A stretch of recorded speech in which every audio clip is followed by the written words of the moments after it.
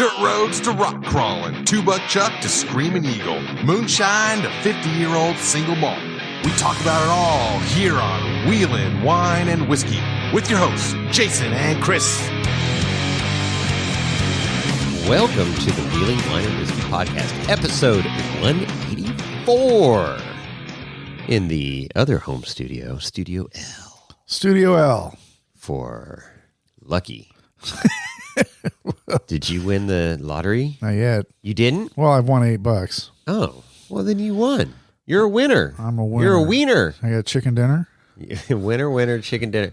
You might be able to get a chicken sandwich at Chick-fil-A or something for $8. I don't know about that. How about KFC? You can get a Maybe. couple wings. Couple of wings and a little side of mashed potatoes and gravy. Right. We don't know. So yeah, goddamn the Powerball lottery is just stupid now. What is up with that? I mean, can you imagine winning that and the things you could do? I wouldn't forget the little people. The things you could do. My gosh. As we record this, I believe it's at nobody's won, and it's at $1.9 billion. Billion with a B. I don't even know. That's unimaginable amount. I mean, will you probably what would you do? What just off the cuff, you just won and you got, what's the cash takeaway? I don't know. Let's say it's 900 million. Let's just say it's 900 million for sake of argument. What are you going to do? You have $900 million in the bank. Forgetting that you need to go into hiding for a while. Just don't even worry about that. You got people that can protect you now. I would go. Well, I wouldn't go to work the next day. I would. Yeah, right. I would just to give like the normal big middle finger to your normal boss. day. Wait, you are your yeah, boss. wait, I am my boss. That's not good. I know I wouldn't go to work. I'd be like, I'm not that guy. It's like, yeah, I'd keep going to work. But what would you buy? I wouldn't buy anything. I mean, initially, I would think about what I'm doing. But the things that I would buy, I'd buy a house. Where? Well, I don't know about buy a house, but I'd buy a lot of land and build a big ass barn-dominium that could store all my shit. Okay, now you're getting onto something. And a shop with go. every tool under the sun. Okay. That maybe Gear Wrench might provide. And that's it? Well, and then I'd have multiple wives. Why would you want to do that? Because when you have that kind of money, you can. No, you don't know. What's that scene from? You don't get wives, Space? you get girlfriends. You get $1 million. Well, with a guy like me, with a threesome. Oh yeah, it was Office Space. That's right. You don't need $1 million for a threesome. Yeah. Well, a guy like me. Yeah. That movie. Yeah, that was a good one. I don't know. What would you do? You'd go get a rear steer buggy probably, or no, 5. No, first thing I would do is go find some prime, whatever badass home is for sale on Lake Tahoe on the Nevada side. Well, yeah, Nevada. I'd buy that. Okay, just boom. I'd just call up a realtor. So the Kaiser go ahead and buy that for out. me. Whatever. Kaiser Properties on California. Yeah, side, so that's off. No. And then I'd go into just over the hill in Nevada and buy a beautiful piece of property to build a big old shop. Big old shop? Big old shop. Big old. Not a new one? Like a huge, big old shop. No, like old meaning like big ass shop. Big ass shop. Yeah. Would it have a lift? And then I would call up, Gulfstream. And say, just won the lottery, I need a new jet. And they're going to say, well, Mr. Green, congratulations, but it's going to be a 5-year wait before we could get you a Gulfstream. And I'll say, well, that's unacceptable. I know people who can get you one. That's unacceptable. And I would get a jet on order right away. Would Lorenzo fly? It's going to be blue. Blue jet. And we're going to call it... what would we call that? The green? Lorenzo Airlines? Yeah, Lorenzo. We would put we'd have to put Lorenzo on there somewhere. It'd have to be in there somewhere. So it's a blue jet. It's not jet blue. No, it wouldn't be jet blue. It'd be green airlines, but it would be a blue jet. Ah, gotcha. Well, that with white stripes, white racing stripes. Would have and I'd get extra, turbos on there. Is there a pole in the cabin? Perhaps. All right. Perhaps. Now you're talking. And it will be stocked with the finest whiskey known to man. Blanton's? No. No, not Blanton's. Shit.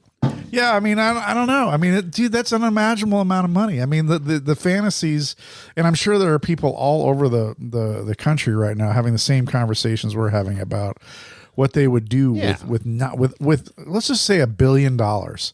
I mean, the government gets their cut, which they've done nothing to earn, but you know, that's a whole other conversation. But I mean, $1 billion, dude, $1 billion. Yeah. So I would become a philanthropist, and I would first of all, it is. We've been throwing out some big words on the big Scrabble 50-point Scrabble words here. But I would definitely help out my friends. I would get Ultra4 Jones just go buy a new car, just go race. Amber, get her a car, get her a bomber, just go race. Yeah, so enable them, it'd be cool. And just I thought of something about what I would do also. Oh, here we go. King of the Hammers. You would do it? No, I wouldn't do it. I'd be there with my 4-wheel steer buggy, Red Dot or Jesse Haynes or something like that. But I would have a full-fledged catering crew for our campsite. Oh God, yes. I mean, it would be. We would eat and drink. I mean, we already eat and drink well, but we would really step that up. Get a Michelin chef in there. Michelin star chef. We'd have to have a whole camp for the camp. Jason Berry. We can get Jason Berry in there to chef it up for us. Pay him to work for us. Yeah. Yeah, that would be great. He's losing his mind right now. I'll never work for you fuckers. No, I'll work for you. Yeah, I mean, it's just, God, the phone calls that would happen, and just, I'd have to get a secretary, a really hot secretary, to handle all my calls. Well, that goes back to the stickies and... Yeah. Never mind. And what? Titties. Oh, there you go. And the pole in the jet. Yes. Just saying. Hey, brass pole. I mean, it would just, it would be ridiculous. So if you want to call in and give us your fantasy ideas of what you do with your... Not all your fantasy. Not your fantasy. I want to know what our listeners' what you would do if you won the lottery, the Super Powerball. Call in. Our number is 408-800-5169. And we'll play your...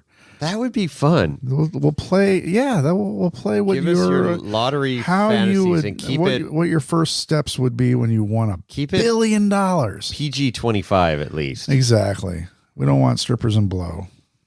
We don't? Well, we do, but I think it's hookers and blow. Whatever. Anyway, I don't know. That's a whole different world there. It is. But okay, so what were we talking about? What was we're podcasting? Okay, back to reality. Yeah, oh man, I didn't win $1 billion. Shit. I guess we'll have to keep podcasting. So, that doesn't pay either. Yeah, we'll be real close to $1 billion. Sat down in Kevin Jones' shop, Ultra4 Jones. Road trip. Shop. Yeah, went down south. That was fun. So I was like the moderator between Kevin and Carlos. Carlos of Tac1 Fab.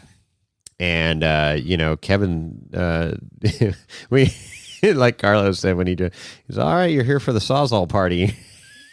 The moderator what's the other word we're looking for is... I don't know. What are you looking for? But I don't know. We had a blast. It was really cool. Neighbor Andy came over. He should start a podcast. He is not lacking on vocabulary words, man. I couldn't even get a word in. I was trying to tell him a joke. I couldn't even get a joke in. Really? Oh no, not at all. But high energy Andy is great. Neighbor Andy, and we had some fun, and we shot that little video of faux cutting the back half of the car off with Carlos and Kevin walking in. And so that's posted up there on the IGs if you haven't seen that. I like the video of Carlos. When Carlos yeah, we talked about that too. When his eyes bugged out. That was his real reaction too. Oh my God! So that was it. So, anyways, we talk about it, but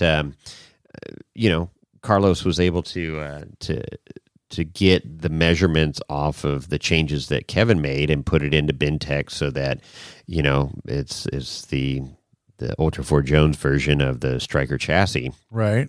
And I learned something that the chassis that Jason at Lock It Up Fab, or I know it's Lock It Up is his IG handle, but he modeled it after a Corvette Stingray, an old Corvette Stingray. So that's where those lines come in, those nice curves and everything. I mean, because that chassis looks great. And then, what Kevin did to it in the rear, I like to quote what Carlos said, I don't hate it. It does look good, and he got that spare tire down. So, sure.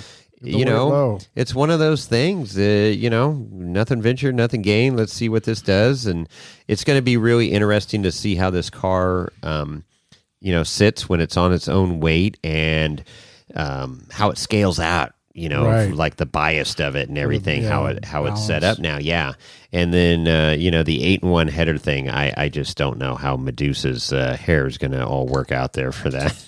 Deal. That's a lot of piping in one spot, man. It's like a drunk octopus sitting on top of a V8 is what it looks like.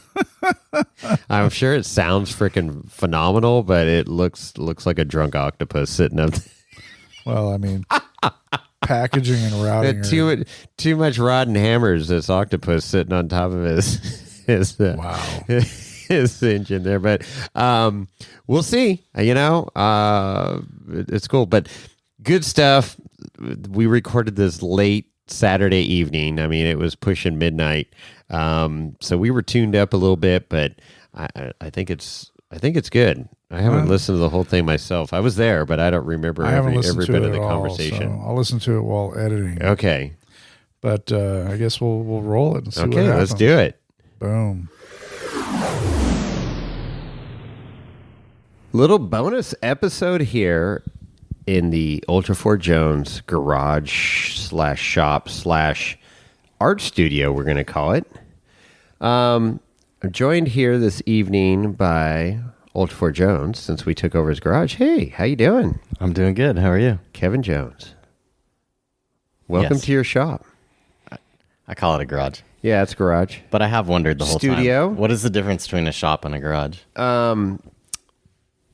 I think a shop is over 4,000 square feet. It's pretty big. Yeah. I was wondering if it had something to do with being attached to a house. No, because there's detached garages. Okay, so it's just a square footage? It's a square footage thing, I think. I think it's a size thing. But it becomes a studio when you do art in it, and which you did tonight. We got quite the art project up above your head there. I think we should auction it off to help fund the racing. I think we should, and I think somebody would buy it. We'll get into that in a minute. And then sitting to your left, across from me, is Carlos from Tac1 Fab. Carlos, how you doing? Doing great. Hello. Welcome back. It's been a while since you've been on the podcast. Yeah. Has it been over a year? It has been over a year. I think it has been over a year. Holy smokes. We got the band back together. Where's Chris? Chris? Where's Chris? Chris isn't here. Dave Wong saw him. Oh, he did? Yeah, he's here. He's interviewing Dave Wong now. Yeah, Dave saw him. Okay, that's what's going on. Anyways, well, this is good. We wanted to, I don't know, this kind of all came together at the last minute, but... you cut off the back half of your car, and Carlos freaked out and says, I need to come down and see this thing. And I said, I better come down and moderate so nobody dies this weekend. And here we are. That's so much in a nutshell, right? Yeah. That's pretty accurate. That's pretty accurate. So it turned into a sawz-all party. And it turned into a sawz-all party. So anyways, let's go back to the just a quick recap of how this relationship started between the two of you to build a race car. So Carlos being a chassis fabricator and Ultra4Jones being a two-time King of the Hammers racer, right? So you started out with, what do we want to say? A starter rig car that got you around the King of the Hammers twice. You finished twice, which is quite the accomplishment. Mm-hmm. But Go ahead, take it away at any time here. Of like, I'm just kind of leading into this. Well, like, I'm letting you go with it until you. Well, I don't want to start spitting garbage here, like Snail Trail Podcast, just making shit up. So I want to say, you guys met, and there was. I feel like it. Like all good relationships, it started by sliding into Carlos's DMs. Right. I think we went over that earlier. That's how our relationship started too. It did. Yours and mine. Yeah, you were our first. Yes. You'll always be our first. Mm-hmm. Yeah, I think he was my first. Your first too? My first DM. Oh wow! Wow! After I set up, you get around, don't you, man? You gotta pay attention. You get around. You miss 100% of the shots you don't take. That's right. That's exactly right. No, so seriously, okay. So you slid into Carlos's DMs and said, "Hey, I want to build a car." Yeah, I mean, I don't want to regurgitate the same story, but I know you have probably new listeners every day, right? Just like we all our followers grow every day, and so there's new people to tell the story to, right? Correct. So I'm just going back to a year ago of like how this all started. Yeah. So after KOH 2021, Carlos and I had met in person there. We'd hung out a bit. And then once I got home, we started a conversation about entering into a marketing partnership type of situation where, Carlos would help me out with a chassis and I would help him out with marketing and we didn't really, neither of us really knew what that would look like because we'd never done it before. So I think we went into it as open-minded as we could be, as eager as we could be, as cautious as we could be. But, there's just a certain naiveness and like, I don't know. I mean, there's a hindsight that comes out of anything, right? So there's just, neither one of us knew what we were doing. As far as being in a partnership, or this type of relationship, if you want to call it that. Yeah, it's first for both of us. So yeah, sponsorship. Right. Yeah, and then help me help you. Help me help you. Help me help you. Relationship, right? Friendship on top of that. You called it a business kind of thing, but I guess it is a business thing. But there's a separation of business and friendship, and there's a fine line between the two. Absolutely. So, and having not been in, neither one of us being in a situation like this before, it's kind of tread new water, or whatever you want to call it. It's like a marriage without sex. Well said. So basically, it's like a marriage. It's like a marriage. You've got to communicate. Oh. Anyways, this is late night. This is late night podcasting here, so it's been a fun-filled day. It really has. It's 2 days. I feel like. So the relationship started. Carlos provided the chassis, Stryker 3. Okay, and then you took delivery of Stryker 3 a little over a year ago, and acquired parts. Yeah.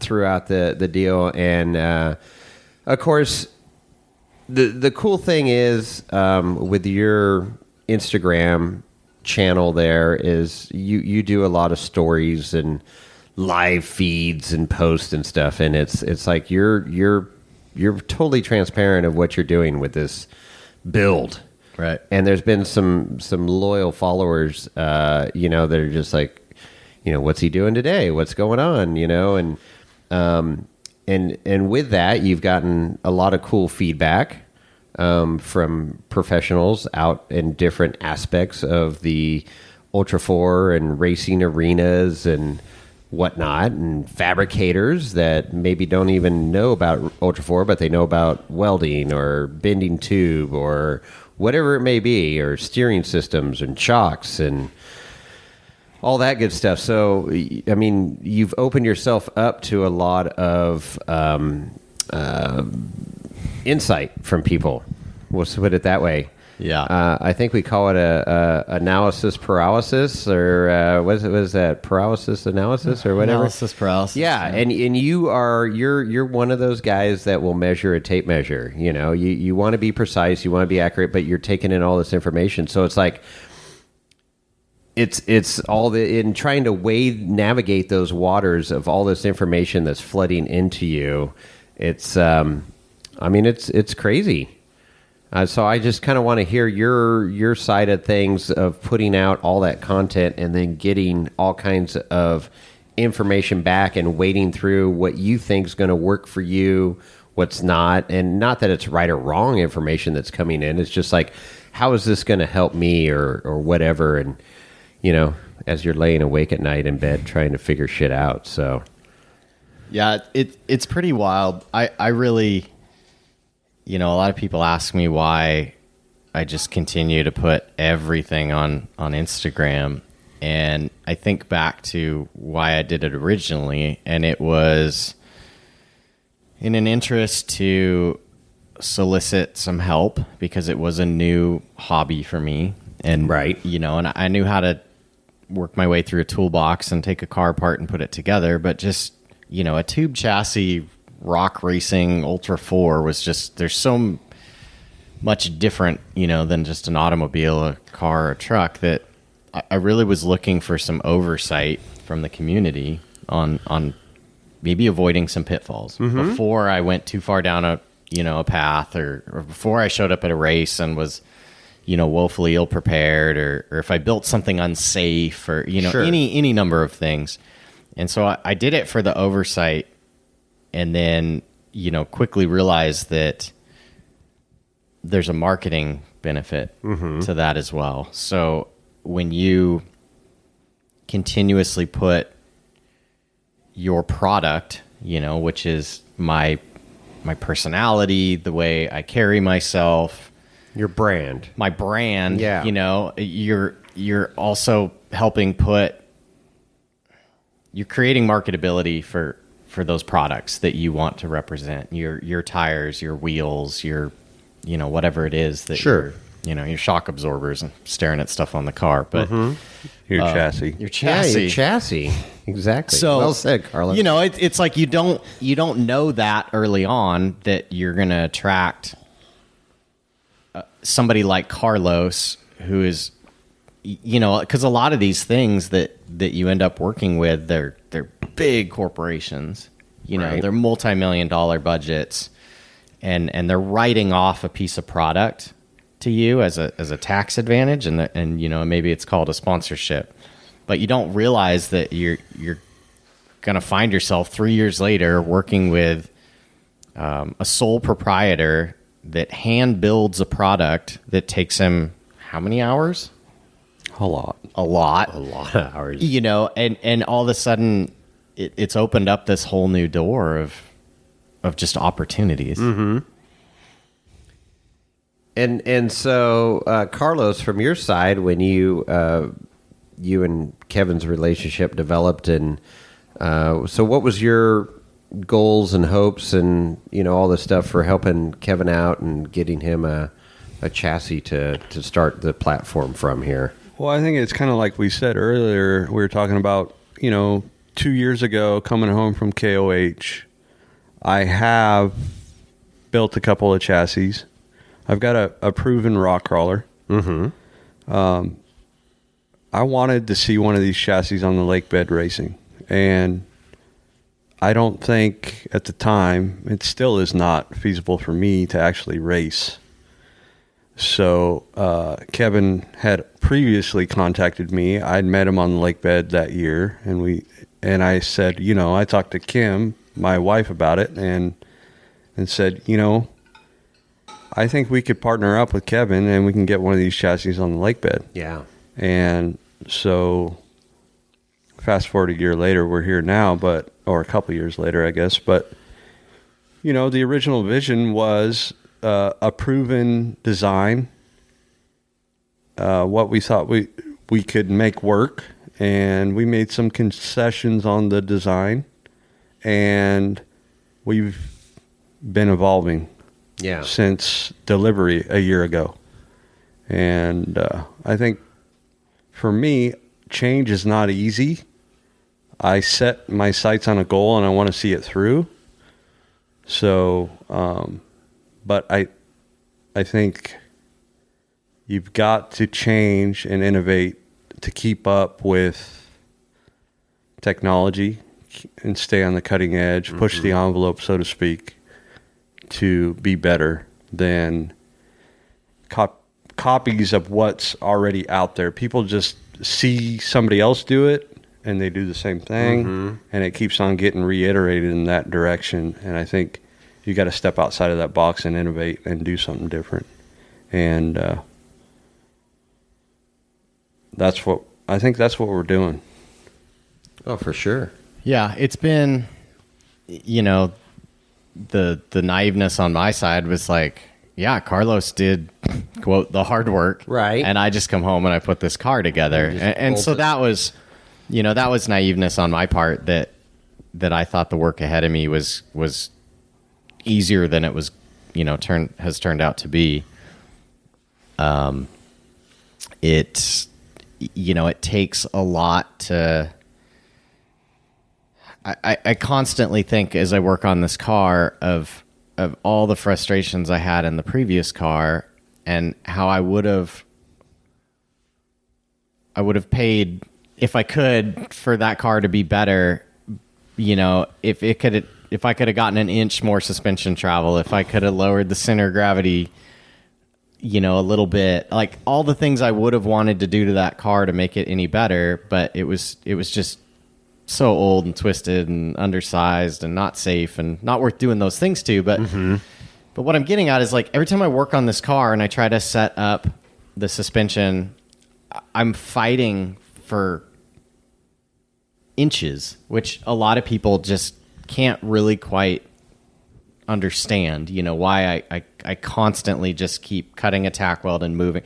I'm trying to fight for every last quarter inch of travel and to get everything as good as it can be, because it takes so much work to build this, and I want to have as little regret as possible. And I just really want to push to make this car as absolutely good as I can with my knowledge, skills, ability, budget, all those things. And it's hard. And I know, like, I'm sure we get into all this, but like, I know the frustrations from the sidelines that it's taking me a long time, and I'm doing the same thing multiple times, and it's frustrating. I mean, it's frustrating on my end too, that, I think I've got something done. I go to bed and I come out the next day and I reevaluate it and I go, you know what?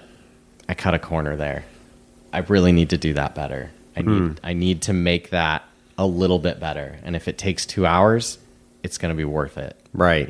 It's hard. It's you said analysis paralysis. Well, it's a real thing. It's a process. And the other thing is this isn't your fab shop where you're full time out here. You've got a 9 to 5 and sometimes it's, with your career, you're gone for 2-3 weeks at a time, but you're home for a week or two at a time too. Yeah. There's the give and take there, which can be good, because once you get in that zone and start fabricating and got all these ideas and you start putting it together, you can continue through with that and be consistent, rather than, oh, okay, I've got a Friday, Saturday, Sunday to get things knocked out, and then Monday morning you're back to work. So, but yeah, I mean, and that's the whole, I think, the allure or whatever that a lot of people can relate to is, you're the true everyman challenge of this everyman challenges. It's like all of us can relate to you. It's like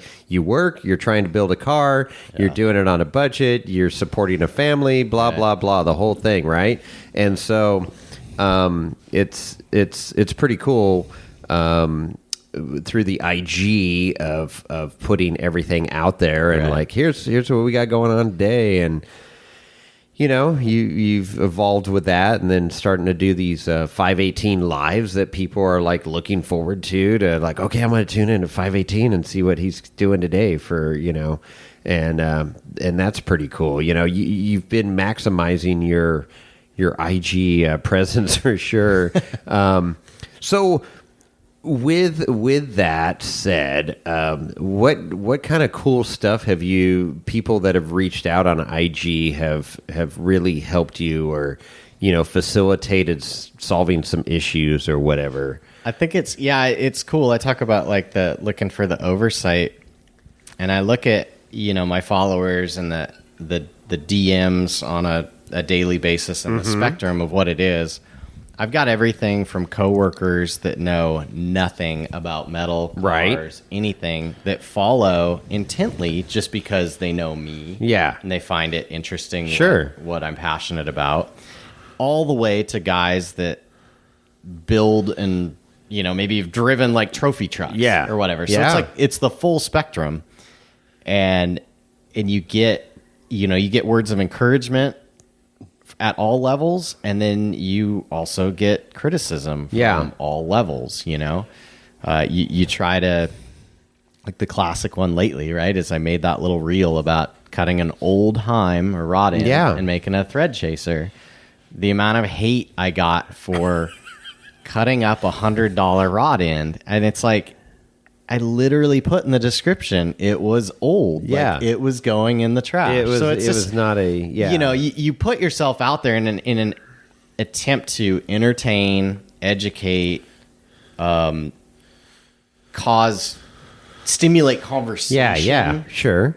And you get some internet troll just, F-bombing your post. And it's just like, well, thanks for watching. Like, players gonna play, haters gonna hate, fabricators are gonna fabricate. Yeah, How about that? I've told people multiple times, as long as the positives. Yeah, on the flip side, the positives by far outweigh. So as long as the scales never tip the other way, as long as the positives outweigh the negatives, I'll be as social as I can, and I'll be as transparent as I can. Right, and that's that's where I started, and that's where I want to go. There have been times where there have been small conflicts where maybe there's like, a quality control issue in a product, and it wouldn't be appropriate to show that. So the appropriate thing to do is not show it, contact the manufacturer and say, hey, you need a chance at fixing this, and as long as like people do the right things, then like, I don't need to show that. Like, I see a lot of people bash stuff, and I don't think it's fair. If you made a product and sold it or sent it to me or sponsored it or whatever, like I owe it to you, sure, to just have a conversation with you about your product if it's not up to par. So you don't see that on my Instagram because it's just, that's not professional. No, and that's. That they can give them an opportunity to right the ship or whatever it is. Right. So,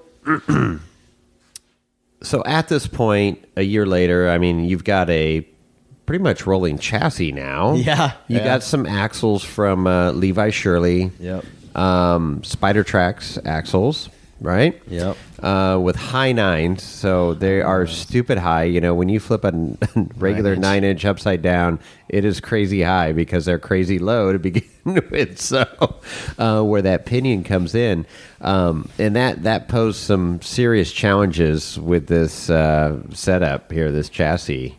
And you were working through the front first, then went to the rear here and worked out some issues here, and you were fighting with the front for a long time, but got it, I think, dialed in pretty well, right? You're pretty happy with the front now? Yeah, it's really close. I think I can honestly, I think I can make it better. Yeah. But now I'm at the point where it works.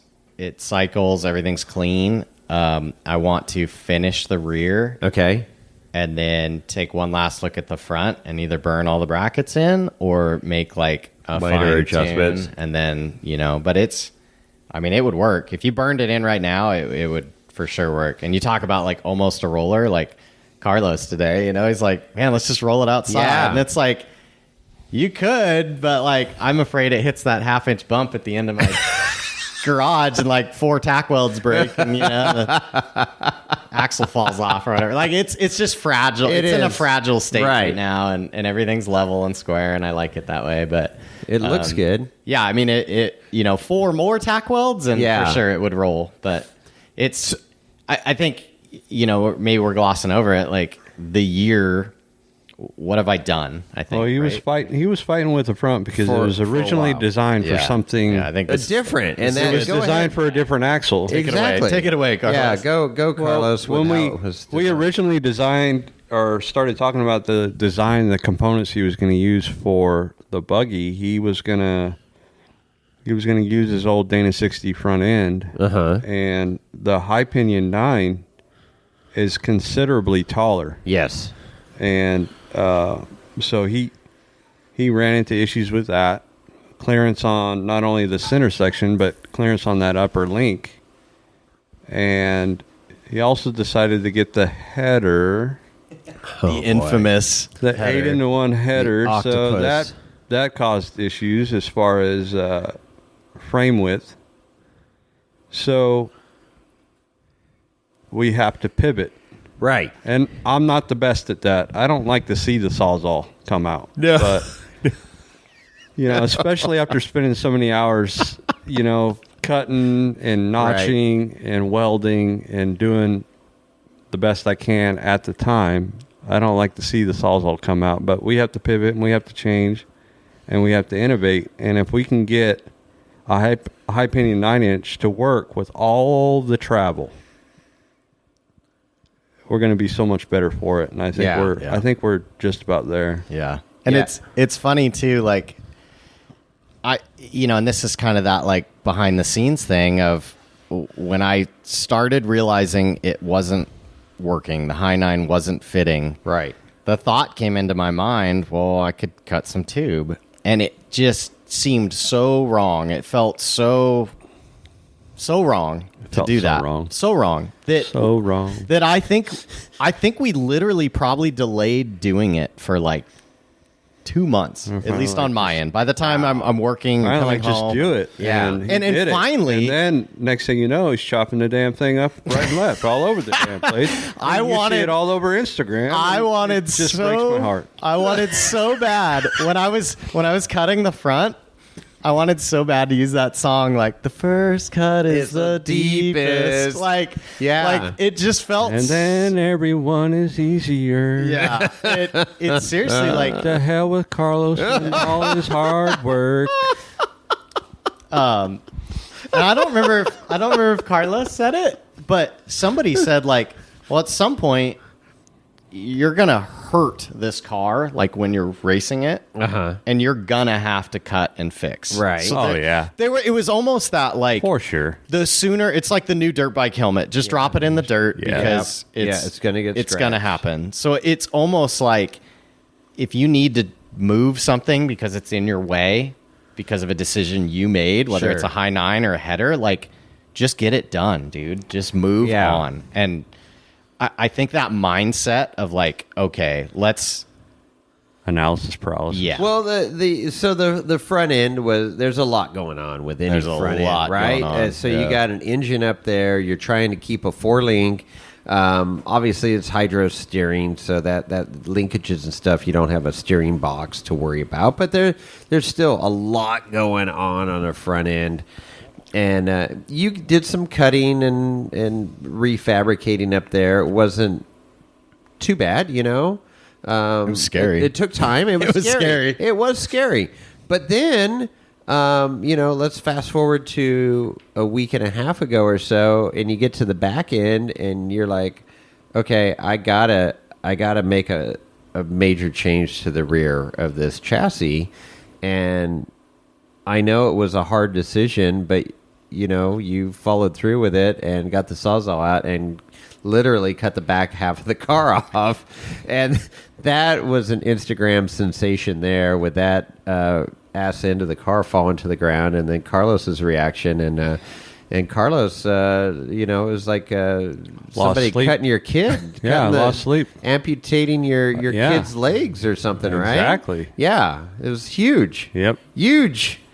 And so Was there inquiring minds want to know? Carlos, did you call Kevin right away, or was it a DM, or was it an emoji of like a flip off guy, or what went on there? Because that was I think at least there's no way to soften that blow, but I at least warned him it was coming. Oh, you did? Okay. There was a conversation that.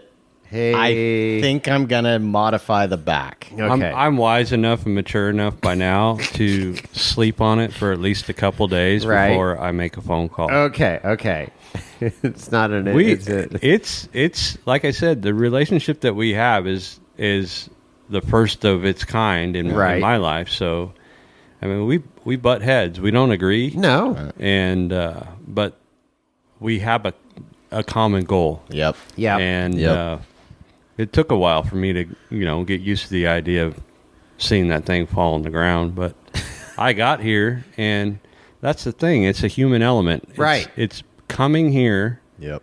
Seeing the guy, Ultra4 Jones, in person, Right. and talking to him about what he did, and taking a look at it and seeing it with your own two eyes, because no matter what you do, videos and photos on Instagram don't do it justice. No. And really, first reaction, I said, I'm not mad at it. Not mad at it. You did say good. that. You did say that yesterday, and that was a pretty cool comment. Yeah, I think we don't have the same artistic style, but I think we both appreciate aesthetics a lot. Mm-hmm. Like, one of the things that drew me to this chassis was that it's not just a box of tubing. Well, it has some artistic characteristics. Yes. So every time the sawz-all comes out, I feel an obligation to reproduce the art as close as I can, to honor the concept, the vision. Sure. Well, and that's it. I mean, there's some cars, and we even saw some cars today. The Oklahoma race was going on today in Disney, Oklahoma, the Nationals, and there's some hideous-looking freaking cars out there, right? I mean, they function, they get around the track and everything, but it's the Stryker chassis is just a cool, unique chassis, and it's got some cool bends to it. So, Carlos, you were saying that it was designed after Corvette Stingray? Yep. So originally. the front and rear of how those lines go, and the curves of the tubing and everything, and that's really cool, and it does. It's definitely got some cool lines to it, and the way that it sits, it just. It's sitting here in the garage. It just looks like it's going, 80, and it's just sitting here, still, right? Yeah. And so there is something about that, trying to preserve the looks of the car, and then obviously the function. You want it to function and work, because that's the whole end of the day. It's got to get around the racetrack and work. And coming from the old beat up chassis that you were in before, it's like anything's better than what you had, but. You want to be cutting edge too, and be There's, again, like meeting. There's two sides of this whole thing. One is the Carlos as a person and his family thing, right? And that part's been so amazing. And today, yesterday and today, while we've been doing our thing, our daughters have been playing together, and jumping on the trampoline and carving pumpkins and playing dress up, and that's so amazing. And that's literally the best part about this entire off-roading experience for me is the relationships and the people. When you get down to the brass tacks and the nut and bolts of this, there's a lot of mental anguish. There's a lot of frustration. There's a lot of disagreements. There's all of that stuff, because this is where our passion exists, and we take it serious. We take it personal. On both ends, know, and I think that's a good thing. That's a positive, but we have to work through it. And like Carlos said, coming down here is super healthy for us. Yes, because social media is bad. Yeah. There's no tone in text messages. No. Nothing. Pictures don't. We talked about pictures not showing scale. Yeah. No. So you have to do certain things in person. And as soon as we come in the garage and like our version of breaking bread is cracking beers, you know? Yeah. And it's just, you get out the laptop and you go over to the design and you share notes and you talk about like, I considered this, but I tried it this way. You just start talking the same language and you start having the same feelings and you realize that, like Carlos said, the goal is the same. Yes. The goal is to pump out a badass race car. Well, and that's the cool thing. You guys have mutual respect for what you're doing, and it is, at the end of the day, let's try and build the best freaking car that we can to put on the lake bed, right? And ultimately, I mean, you being, doing all this fabrication stuff at this end, you're the one sitting behind the wheel. You're the loose nut behind the wheel that's got to navigate this thing around the track, right? Yeah, right. And around King of the Hammers for 6, 7, 8 hours, whatever it may be.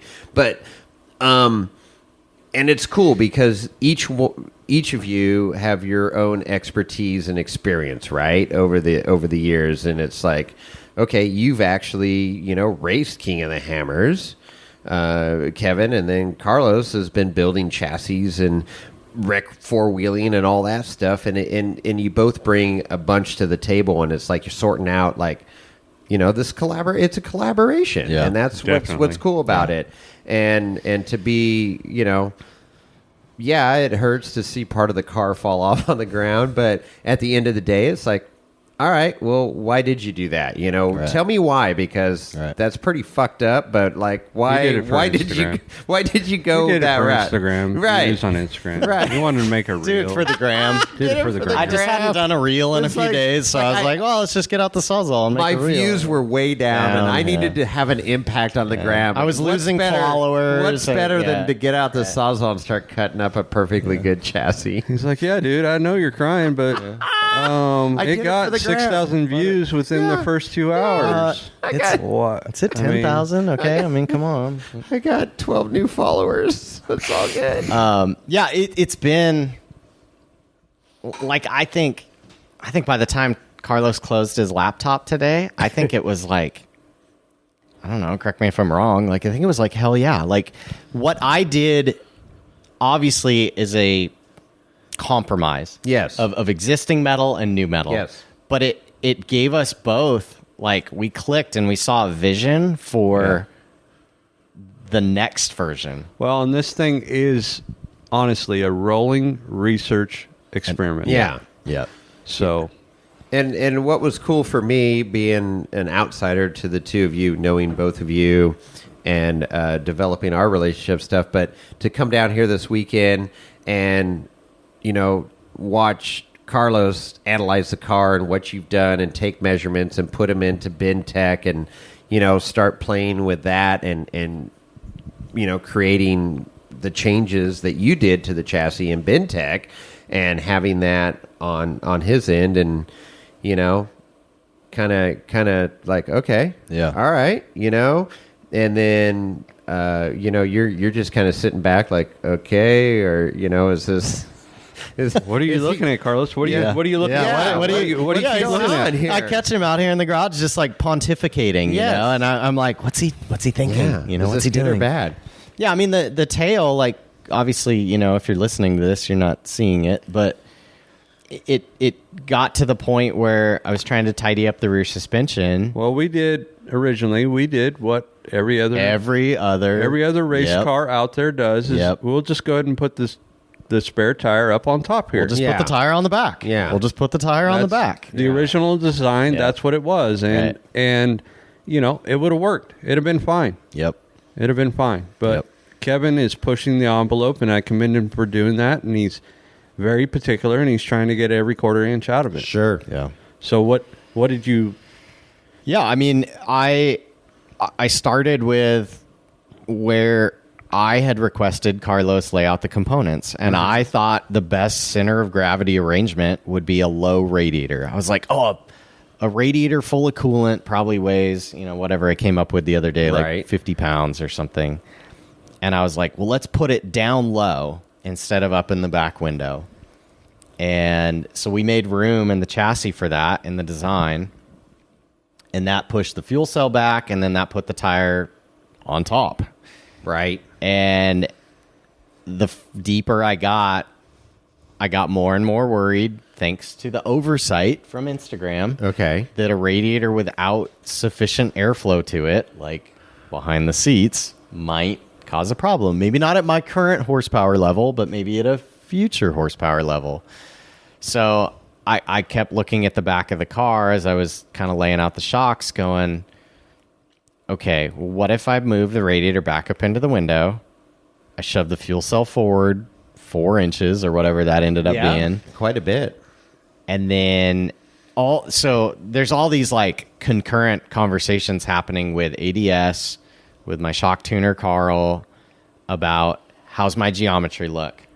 Is the angle of the shock right? Is this going to work? Because we had a conversation 2 years ago about if you're going to build a car and you're going to run our shocks, right, you better mount them right. Yeah. Because I don't want to tune a disaster. No. So I've had them in my pocket the whole time, and every time I tack weld a shock bracket, I shoot a picture over, and I'm like, how's this look, guys? And then, a little to the left, a little to the right, whatever.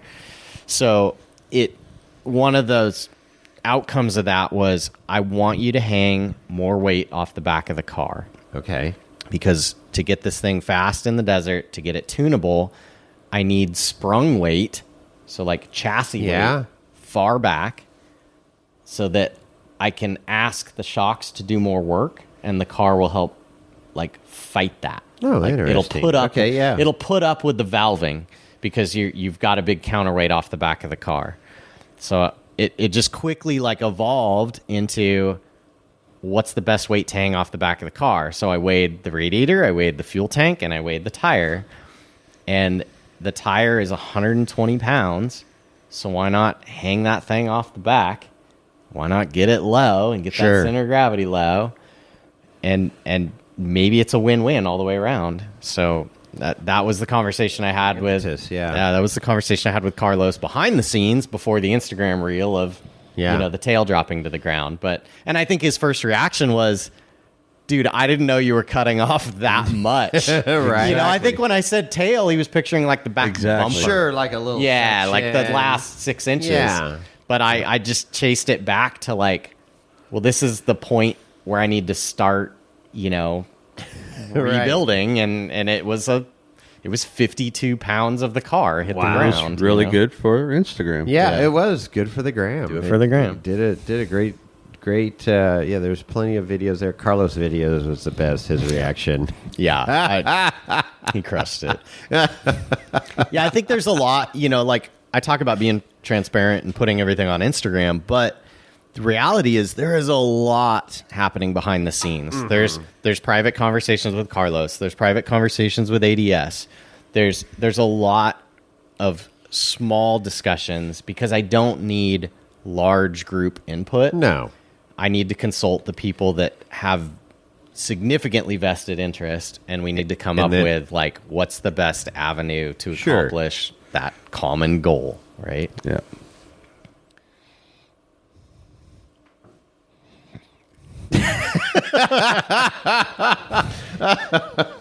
Off air moment. No, it's just off air moment. Edit there. No, so where we stand today in October, chassis is pretty well set. Yeah, it's. I mean, we're so where do you go from here? Yeah, we're sitting here looking at 2 axles in place with all 8 lengths. Drivetrain. The engine drivetrain's still mocked up. Yep. There's 2 drive shafts sitting in place, like for mock-up length. All 4 shocks are loosely mounted. We've got a fuel cell location nailed down. The tire is happy, hanging off the back. So, I've said many, many times, I really think this is going to get a lot. God, I hate to even say this. It's going to get a lot simpler. Easier? Once palatable? I'm done with the moving parts. Right. I'm really looking forward to static parts. Sure. Seat mounts. Yeah. Radiator. Stuff like that, yeah. Dash. Like stuff like that. Yeah. So my last... Gas pedal. Yeah. My last giant headache is going to be lacing the firewall around the exhaust, the header, the infamous header. So, looks like Medusa. It's bundle of snakes for sure. I'm not sure how I feel about it. I like it and I don't love it, but it's interesting. I know it's going to sound cool, but it looks so complex. But maybe it works out great. Maybe you make it work out. We'll know in a short time. Okay. But I respect what you're trying to do with it. Yeah. It's part of like we talk about the brand, right? Yeah. So a huge part of that is one of the reasons I wanted to... I could have bought a lot of different chassis, and we've talked about them all. I want to be my own...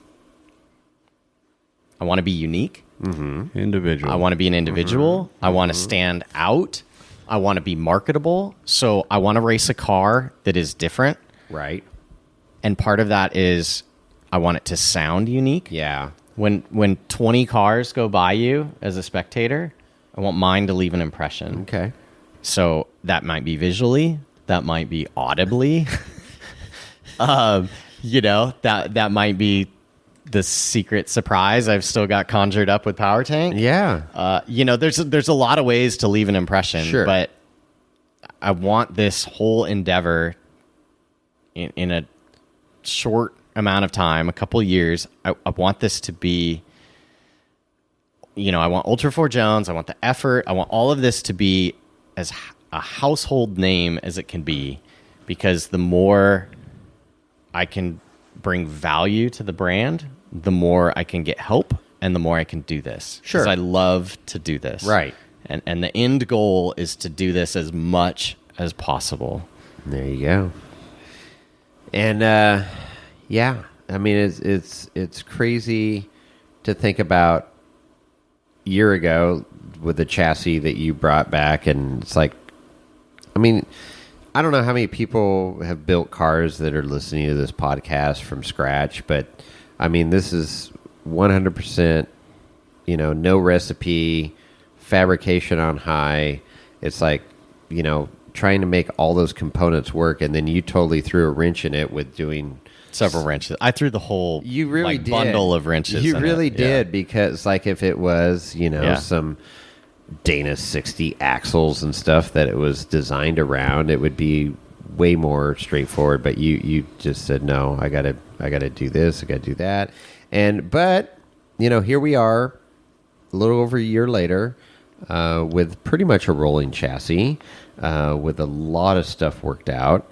I mean, you're super close now to like you say, having the crazy hard stuff done, and then it's going to be at this point now. It's going to be like, okay, I'm good with everything. We're going to start burning in all these tack welds and start plumbing the car. Start figuring out the exhaust, which I don't know how that's all going to work out. That's whatever. But then, start wiring it and plumbing it, and boom, it's voila, a race car. you got a race done. car. Yeah, pretty much. You just walked us through it. Yeah. It's done.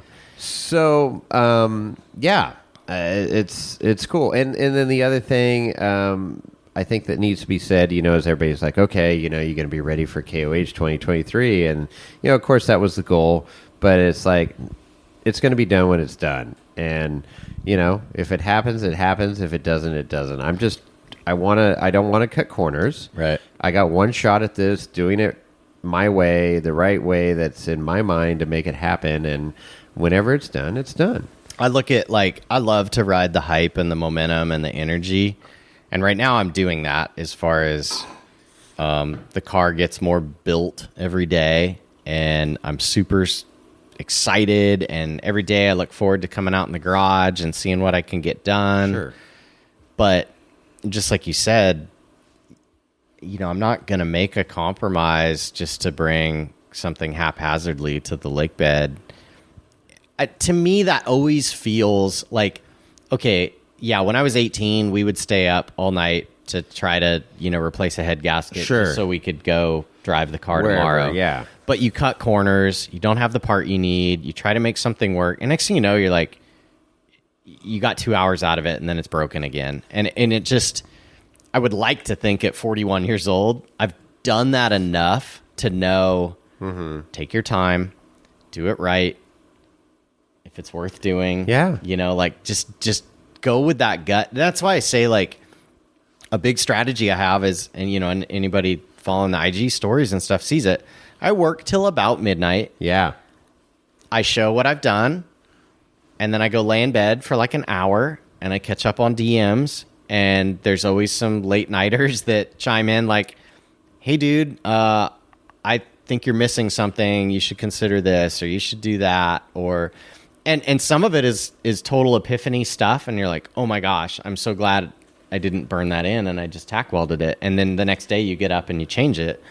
And some of it is like, duly noted, it's considered, not gonna work for me, appreciated. Yeah, it's not going to work for me. Not my. Like, not I've my considered jam. that. We're not doing it. Yeah. And there's both sides of that. But the goal every new day is to come into the garage and be pleased with yesterday's work. Yeah, no, good. And then just well said. build from that. Well Build said. from that. Build from that. Because, like I said, it'd be disrespectful to bring a pile of crap that says Tac1 Fab on it to the lake bed or any race. Yeah. It would be disrespectful to Right. bring that to not just Carlos, but to all of the sponsors.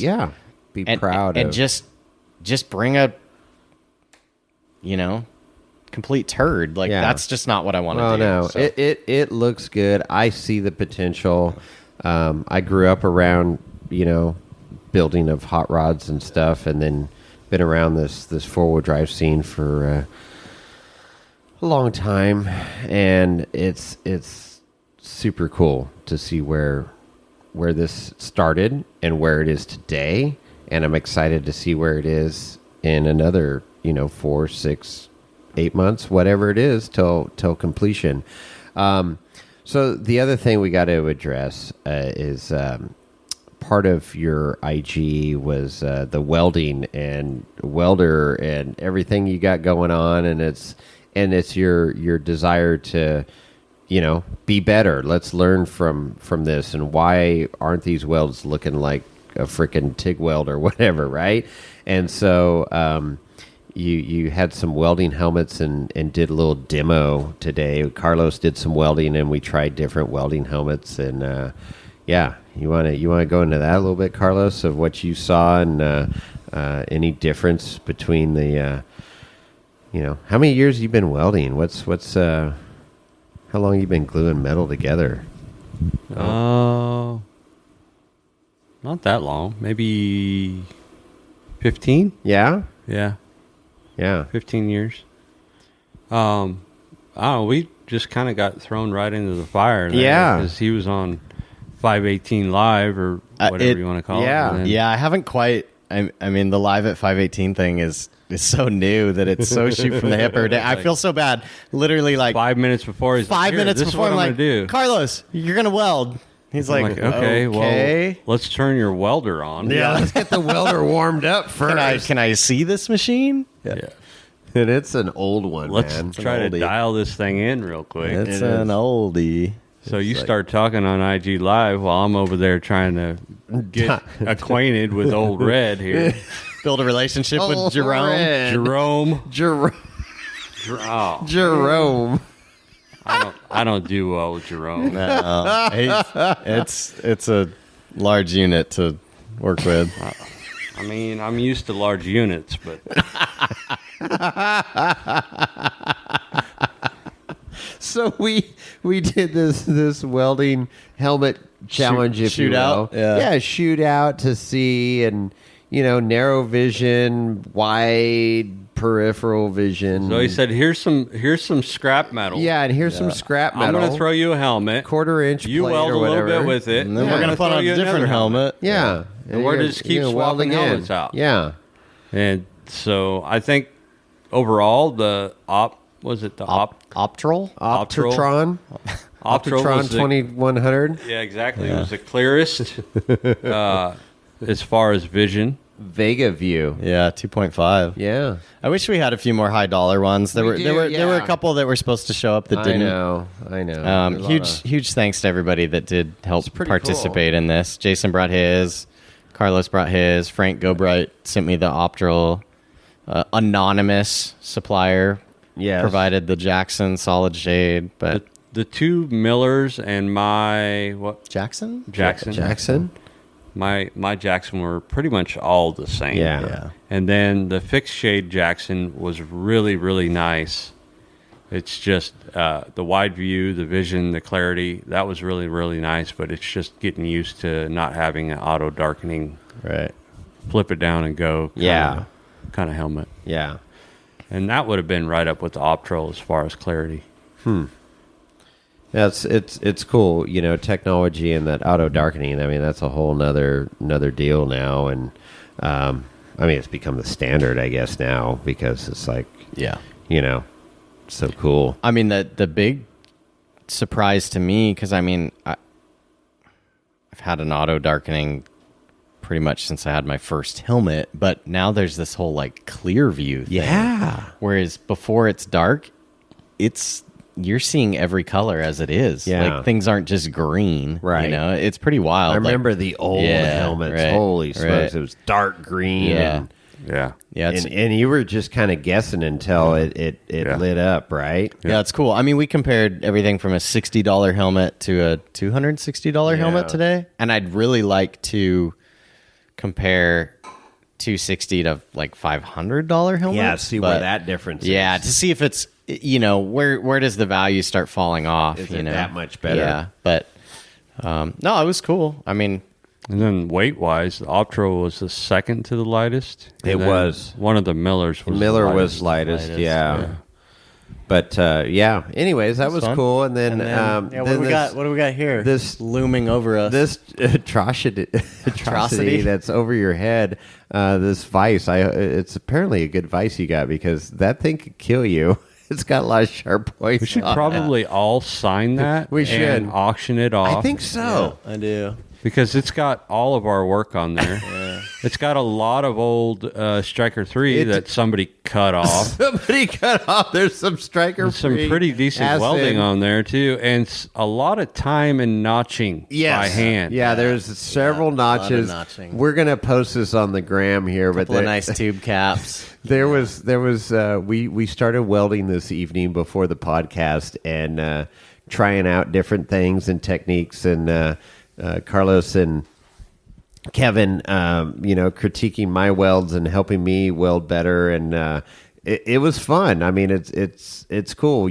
Welding flat, steel at 90 degrees. Okay, that's pretty straightforward. But when you start welding tube and getting into some funky angles and corners, and it tests your techniques. Yeah, just wrapping that convex surface is just super hard. And one of the big things, I mean, with MIG welding, which is, I don't know, is it easier than stick welding? I think so. MIG welding, I think stick is really hard. Stick can be finicky, but when I don't know. I learned on stick, and it's pretty second nature to me. But MIG, just pull the trigger. The key to any welding is the setup of the machine, right? It's like knowing your material, making sure it's clean. That is a huge aspect of it. But or lathered in WD-40. Or lather. You love the WD-40. It's like you just spray it down. It looks good before. You spray it down after. It looks good. Do it for the IG. I don't know. Whoever gets this better like the you love smell. Whatever gets you lather it up, man. You like the lube there, but it's wire speed and the heat that you're putting in the material, and then of course there's so many variables of how fast you're moving the gun, and it's cool. And then you get into TIG welding, which we didn't do. Do you have a TIG welder? No, you don't have a TIG welder. Not yet. This car is gonna necessitate it. Yeah, absolutely. And TIG is a whole nother animal. Now you got three things going on: your feeding rod, you got your torch, and then you got a foot pedal that you're controlling the heat. going into it, and it's super precise and super cool, and it just sounds cool. That just distinctive, buzz. I don't know, a buzz. You want to call it a buzz? The AC on the aluminum. The AC. It's really loud. There's definitely a distinctive sound when you're welding AC pitch. on It's aluminum. got a unique pitch when you're welding aluminum. Yeah, for sure. But anyways, welding's cool. Gluing metal together is super cool. And this creation that put together tonight, it's too good to put into the dumpster. I feel like it's going to definitely be the cover photo for the episode. It does. Right? It does need to be. Yeah, it's unique. But anyways, fun times. It's been great. This collaboration. It's like, when Chris and I started this podcast, and we just we're going to talk about four-wheeling and wine and whiskey, and okay, great. And then it's evolved to here 3 years later to Kevin. You were our first interview. And then, then meeting Carlos through you and developing those relationships and going out four-wheeling together and stuff. And it's so cool. Our community is just super freaking cool. And to be able to, be part of, an Ultra 4 car build, it's exciting, man. It's just, I love to see it. It's like, what's next, because it's all these different facets that, have evolved here the last few months. It's just, I don't know, sky's the limit. It's about the journey. The journey, it is. Journey. It's a really cool journey, and the people that you meet along the way, and and it's cool. Even when you cut somebody's car apart, you can still be friends at the end of the day, and that's pretty cool. So it takes a couple days. It takes a couple days. Takes an in-person visit. Yeah. Can we? I feel like we blew through it too fast. Okay, what? Can we give the platform back to Carlos for a minute to talk about? I want to hear in Carlos's words, because we've had a lot of serious conversations, but what's your impression of how the car stands today? The last year, yeah. How it sits in front of you today, and where you see the next 6 months or whatever of this car. I don't mean to put you on the spot, but you know what I mean? This was your hand-built creation. Your vision. We've worked through a lot. So now you're sitting here in front of it. What's your heartfelt, I don't, just take it. Just go. Just go with it. Just go with it. It's going to all be worth it when we see it going, down the lake bed at skipping across the whoops. Exactly. Yeah. And like I said, this is a relationship or a situation neither one of us have ever been in. So, it's taken a lot to, I don't know. It's a lot of give and take. It's a relationship, I guess. Yeah. Not to get too sappy or whatever, but yeah, it's really cool. This thing looks super cool. I think some of the changes that you had to make were necessary, and we're pushing the envelope. And I'm really encouraged just in coming down here and seeing it in person. I'm encouraged that this thing is going to be badass. Yeah. Nice. It is going to be badass. Badass. Yeah. And Stryker 4 and Stryker 5 and every other chassis is going to really benefit greatly from what we're learning on this chassis. And it's just going to get better from here. The sky's the limit. And that's what we're in this for. We don't want to be status quo. We want to be bigger, better, stronger, faster. Mm-hmm. So, and we have this something that comes to mind, and I hate talking about work, but a thing that's said at work is do more with less. And I really feel regardless of how professional I want to be, and not to put Carlos in this category or whatever, but we are the underdogs. There's no big support. Nope. Carlos doesn't have some giant manufacturing. Sure. You know, he talks about the struggles of a hand built chassis. Yeah. And you know, he's kicking around my scrap metal right before we turned on the mics, and he's like, "Wow, like I'm pretty fortunate to have a plasma table." And it's like I run all my little tabs through a bandsaw, and then I fine tune them with a flap disc, and like we are the true underdogs of like trying to beat, I don't want to say like the big money, but just people that have more resources for us. So I think I just keep looking back at like, that's one of the reasons this partnership's cool is when we do good, because it's gonna happen, like it's gonna be really sweet. It's gonna be it's gonna feel really good to put this car in good positions. For sure. You know, and to take pictures of like trophies on the hood of it and stuff like that. Like that's going to be awesome. Yeah. So I think all the, you know, the negative emotions that we experience along the way of, you know, a chassis part falling to the floor or, you know, or whatever frustrations we have, I think that's that it'll all be worth it type of thing. And it'll, honestly, like it'll make it that much sweeter, right? Like it will. Exactly. And I think the best thing you can do for guys like us is tell us that we can't. Yeah. There's been some people telling us that we can't, and or you're going down the wrong road. It'll never be. Yeah, it's not gonna work. Yeah, I shared with Carlos a motivational DM I received, I don't know, maybe a month ago that this car would never be on par.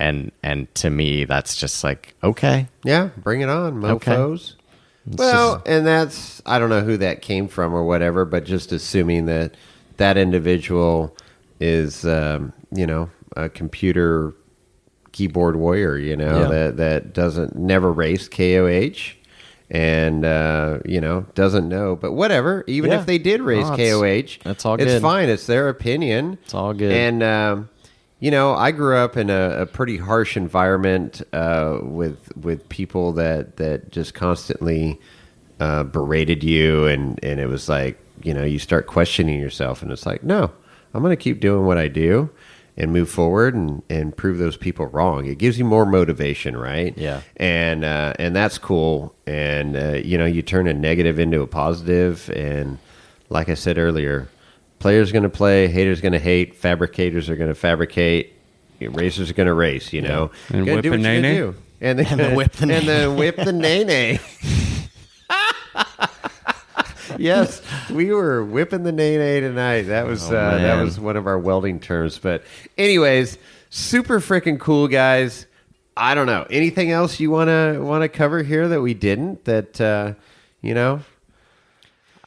Anything you want to say to Carlos here on the podcast, or vice versa? That I've obviously been spending a lot of time in the garage recently, and it was Carlos a couple weeks ago that said, like, as we talked about this 1 year anniversary of chassis delivery, he's like, "Hey, I went back and listened to that episode," and I was like, "That's an interesting idea." And I was spending 12 hours a day every day in the garage, like grinding this stuff out and just gutting it out and doing.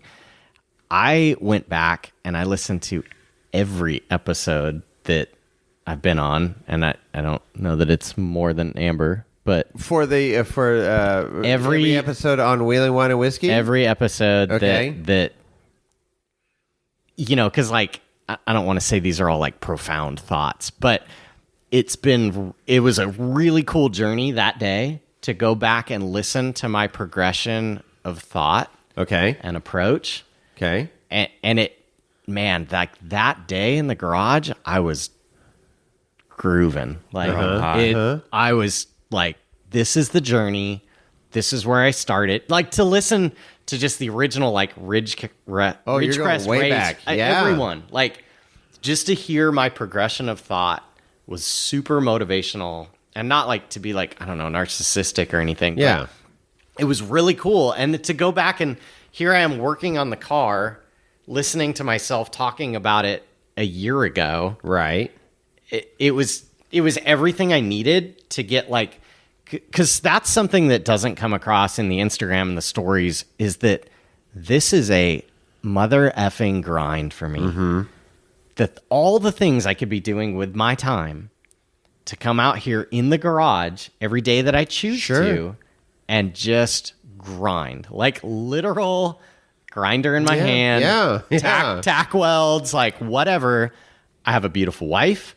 I have beautiful children. Yeah. I have a beautiful home. Yeah, you got like a whole nother we live on the beautiful life. Central Coast. Yeah. And I'm choosing to lock myself in this garage and grind Work this on a out. race car. Yeah. Yeah. It makes zero sense, but like the drive is so strong right now. All I want to do is put this thing in the dirt. Yeah. Yeah. That's And all I race want to it. do. Yeah. Like to a fault. Yeah. But it needs to happen for me, Yes. for the companies involved, for Carlos, for the 4,972 followers. Yeah. Like it needs to hit the dirt. And I'm so driven right now. Yeah, that's good. It feels like really good.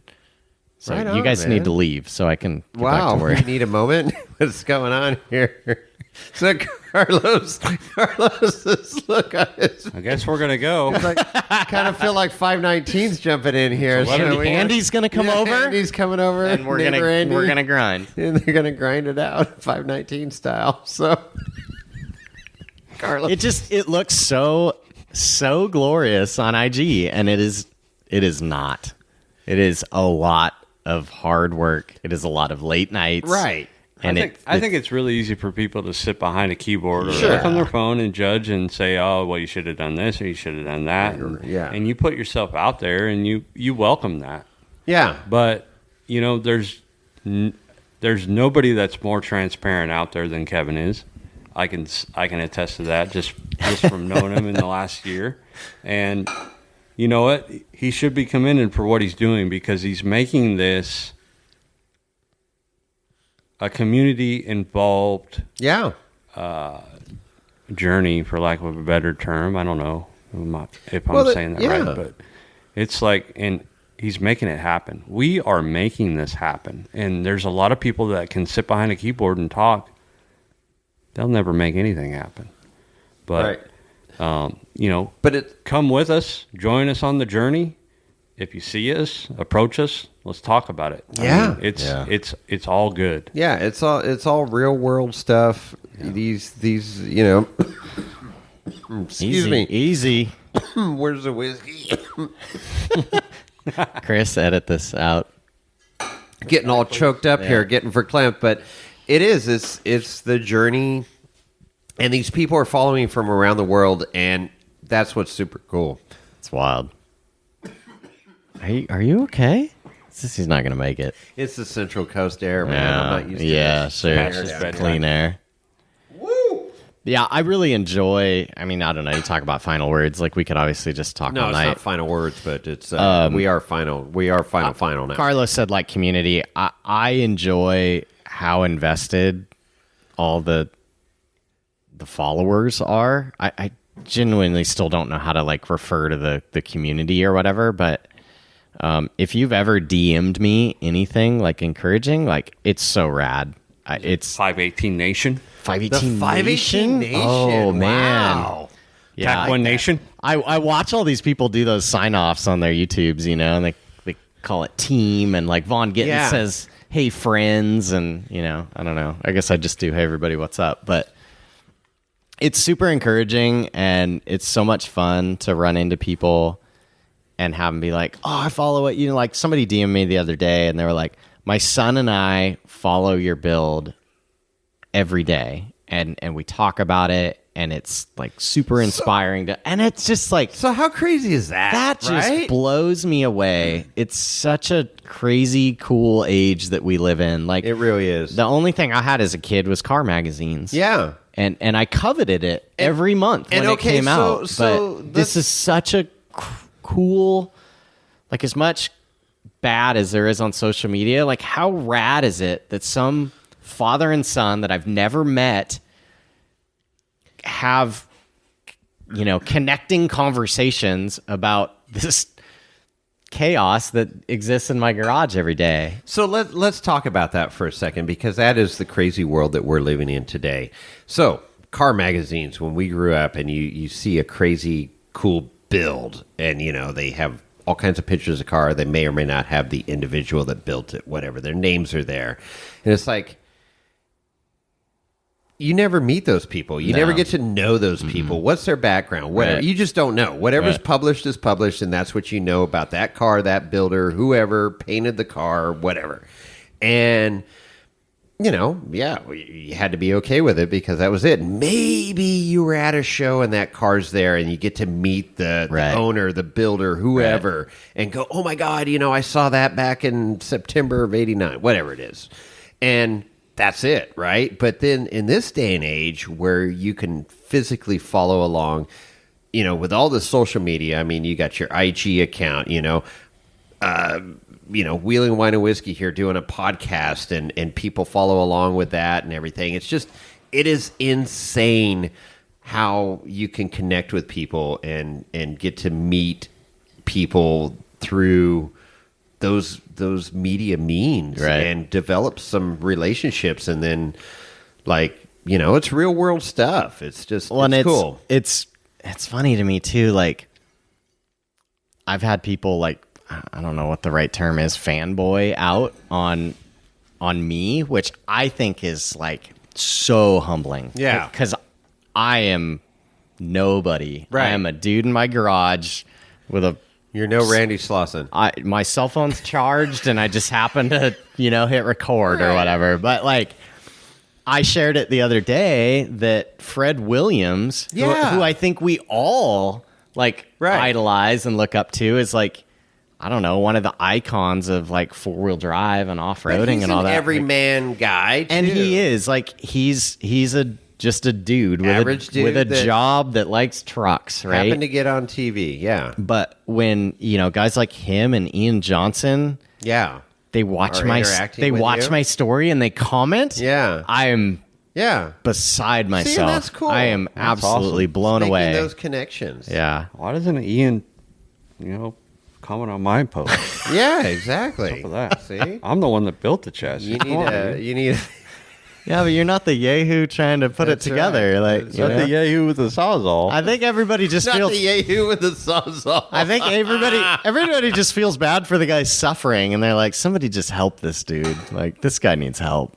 Well, I think it's relatable. That's the key word. It's relatable to people. That's what I hear over and over. It's and if super relatable. That's great. Like, and whether they're, you know, not everybody's building an Ultra 4 car, but, you know, a lot of us that are in the 4-wheel drive community are working on their junk. As Shannon Campbell says, you know, we're trying to make our junk last through the weekend for a particular run and get back from a trip, and it's like, oh, I could do this and it'll ride better, it'll do this better, the steering will be better, brakes will be better, whatever. We're constantly trying to make our rigs, you know, build a better mousetrap, make it so that it's you know, you're not wrenching on it every time you go out, whatever it is. But it's all relatable. You talk about being relatable. That's what's so cool about this, is because he's putting those struggles out there where a lot of people won't even show you that. No, right? They won't even show you they won't show you the innovation, the changes, the stuff that they made, and be particular about it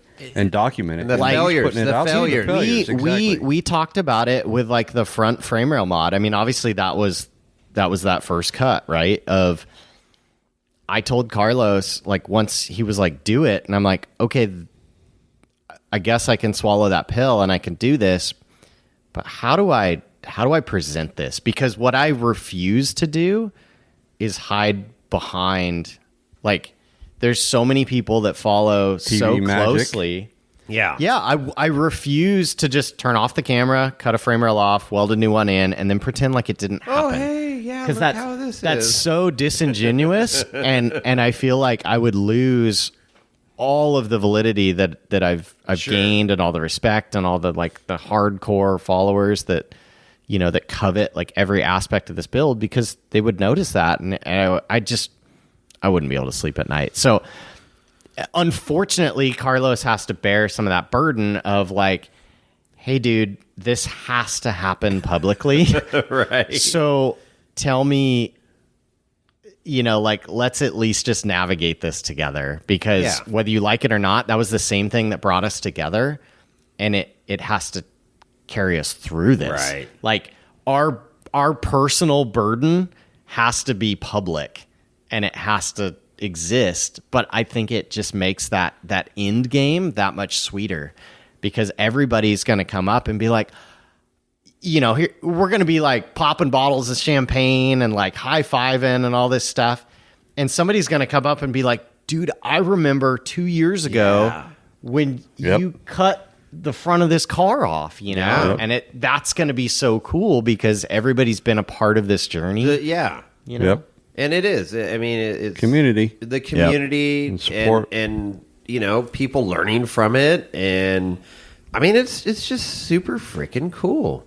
And it takes a lot of time. Takes a lot of time because, you know, how much time have you spent on your phone documenting, you know, or putting it out there, where, you know, how many hours is that? And now, luckily, it's not a YouTube thing where you're taking all these GoPros in your garage and then having, you know, you go to bed or go in the house at midnight and spend another 4 hours trying to edit footage. You know, at least it's like raw, real. Right. You know, my brother asked me last week when we were together. He's like, "Hey, what's your daily screen time?" And I said, No. I said, I'm never ever gonna look. I don't want to know. Yeah. It's hideous. I guarantee it's hideous. But like I said, as long as the benefits outweigh the negatives, like I'll continue to do it. I try to keep up with IG, but there's just times where I just have to break away. It's just so much. Yeah, it gets too much, but I want to respond to everybody that makes a comment or whatever, or takes the time to DM. It's like, I will get back to you at some point, but it may not be, you know, within 24 hours, and, you know, it's just not the day job. You need an assistant. I do need an assistant. Lorenzo has been slacking. It's just you notice he didn't even come out. Yeah, he was so afraid that shit was going to go down between. Yeah, my dog. Diesel the dog was scaring the shit out of him, and then he was very apprehensive of even coming because he was like, I don't know, it's Carlos and he wasn't down with 519. That's right. Do you think Andy freaked him out? Andy totally scared the shit. Yeah, that scared me, and that's why I'll be locking my camper door tonight. No 519 going on there, but anyways, if you want to know about 519, DM Kevin Jones at Ultra4 Jones. Come hang out with Andy and I. Yeah, Andy and I, he's his neighbor. Anyways, good stuff, guys. I mean, this is so real world. Building a car, get it to KOH, and that's one of the big allures of this race. I mean, it's amazing what it's turned into, but it's the epitome of, let's see what we can build. Let's see if we can compete with the top dogs. And big money. It really comes down to money, right, on the lake bed. And not that this is inexpensive, what you got going on here, because there's a lot of high dollar parts and stuff. And not to mention your time. What you put a price on your time. Right. But it is grassroots, and that's what's super cool about it. Absolutely. It's pushing the envelope with a garage. Is truly the everyman. Yeah, this is truly the everyman. It's a garage build. This is not a fancy shop. You got some cool, you know, tools here, an old lathe, an old mill, definitely an old welder. I can attest to that because I welded with it tonight. It's clunky. It's clunky. Jerome. But anyways, it is, you know, I mean, you're in a garage putting together a race car that's going to race at KOH in 2024. So there you go. And probably a few races before that. Yeah, Derek. So should I just throw it out there? Let's do it. All right. A few races before then? What's that? Is that what he said? A few races before then? There's a little side bet Derek has with somebody, and I'll leave that somebody. I think it protects them.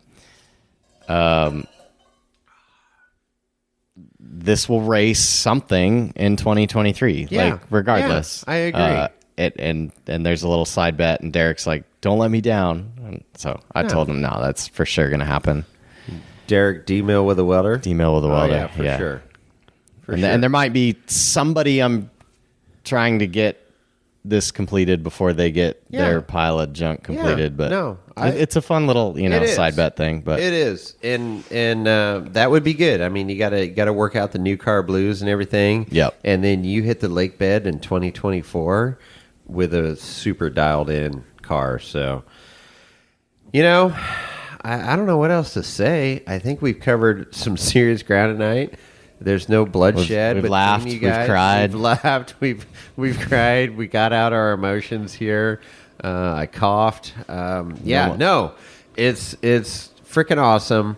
I appreciate what you guys are doing. I appreciate each one of your expertise and the collaboration that's going on here, which I think is absolutely flat out awesome. So, wish you both the best of luck, and continuing to watch this build is on a lot of our feeds here, and can't wait to see when you turn that key for the first time and get to drive it down the street and harass the neighborhood, and then get it out in the desert and the whoops and the rock trails and see what it does. Hey, Jason, I'll speak for myself. I really appreciate you and Chris and what you guys are doing for the off-road community, providing some entertainment.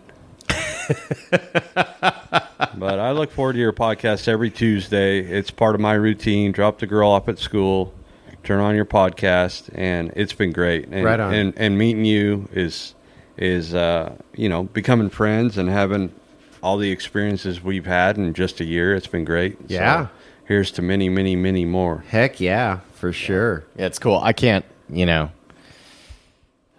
to listen to this podcast in another year. Yeah, there you go. To go back to look back on these thoughts. We should make this an annual thing. It's a wicked journey. I'm really enjoying it. And that's the cool thing from our standpoint. I never had a desire to race or anything, but to be part of the community and to create some content that people enjoy, look forward to, and then to hear you go back and listen to previous episodes in a non-narcissistic way of hearing yourself talk. But seriously, it's an evergreen content. It's it's always there. It's great, and people could go back and listen to previous episodes and learn how we got to today.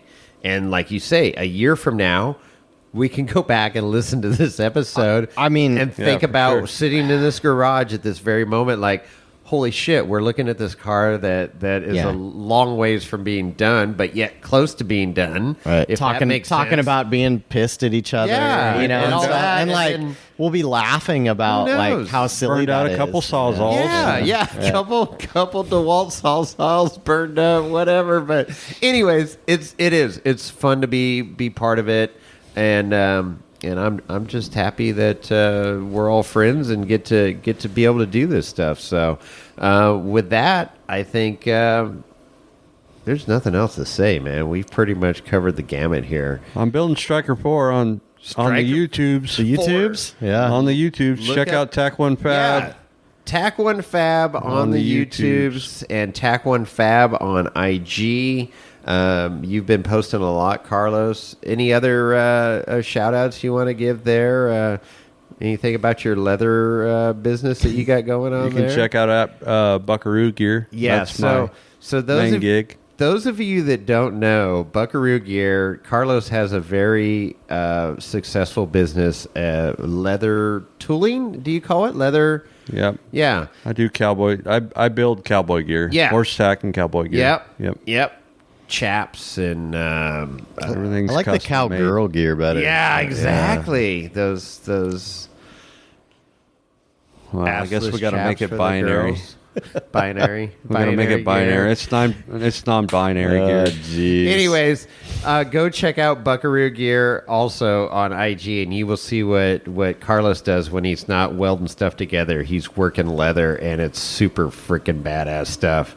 And he's starting to cross over in both, I would say, doing some stuff for your buddy Anthony at DFF Fab just did some laser etching on leather. Yep, leather patches for seats. He showed on the seats. And you're making these cool ass cups now for us that we posted up there. The insulated mugs, the Artec mugs with custom machine. Hit me up if you need custom engraved mugs or cups, custom engraved leather patches. I'm going to get into doing some hats too with genuine leather patches on them. So see, that's holiday season coming up. Yeah, it is. Yeah. Holidays are sure. coming up. For all You your just wheeling bought buddies. a hat machine to hat press. Yep. to press the patches on with. So Yep. Don't got to do something to support my habits. exactly. I just bought some. Oh my God, Whiz Bang King 3.0 IBP shocks for Stryker 4. So there you go. Collecting parts. I'm entered up now. I'm in. Okay. See, I got to do something with this next chassis. I might get it done before Kevin. I was waiting for that. We should have touched on that. Like, I hate to just keep going back, but I have all these like random synapses. Part of this emotional journey. I know, like, we haven't said it, so we might as well say it right here. Carlos has been so frustrated with my lack of progress that he's like, F it. I'm just going to build a car. I'm going to build a car, and I'm going to get it done before Kevin. Well, like, there you go. Like, I don't, like, whatever the motivation needs to be, like, that's, it's great. Like, it's so good. I can't wait. Something I carry with me through life is that pain is temporary. And it doesn't matter if it's building a race car or raising children, right? Or some like physical like life activity, a marathon. Like what? Like pain is temporary, but what you leave with is the positives and the memories. Sure. And whether it's a trophy or a picture or like whatever, you go down the road and that's all you remember. You forget the pain. Mm-hmm. Everything hard you've ever gone through in life, like it fades, but you're left with the positive memories.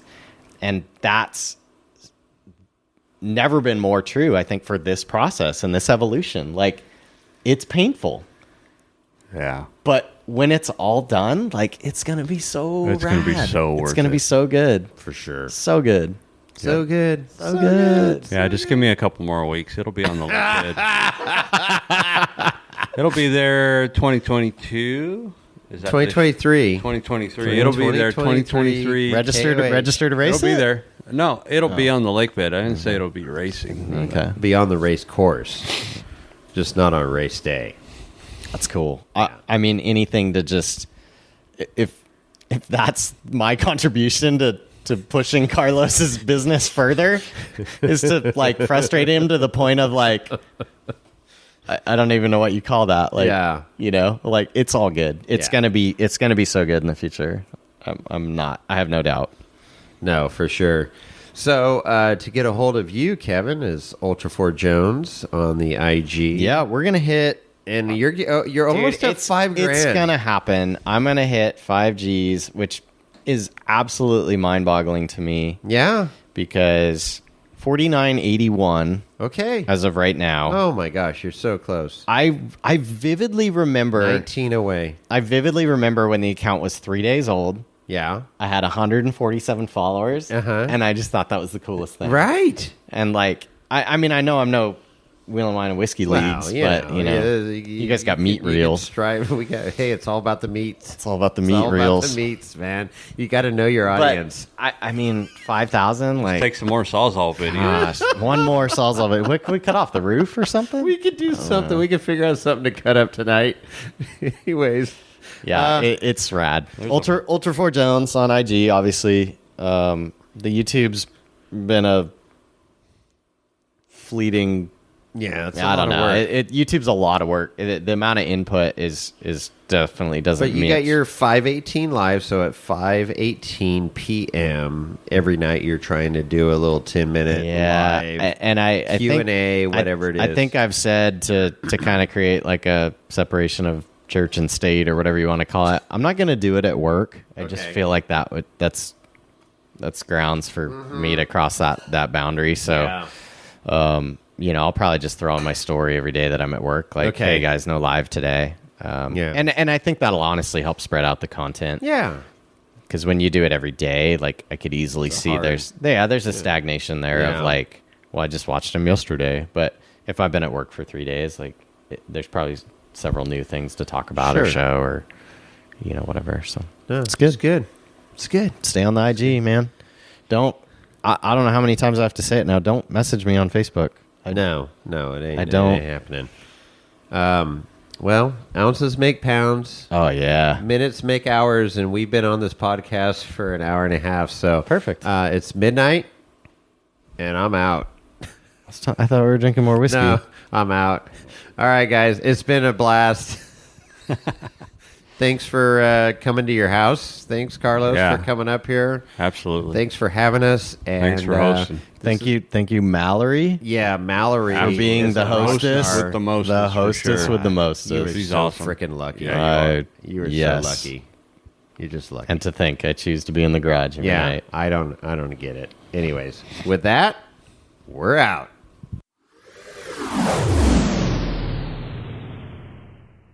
Well, nobody died. No bloodshed over the weekend. I'm trying to remember that Still word. friends. It's still not moderated. It's, but yeah, I mean,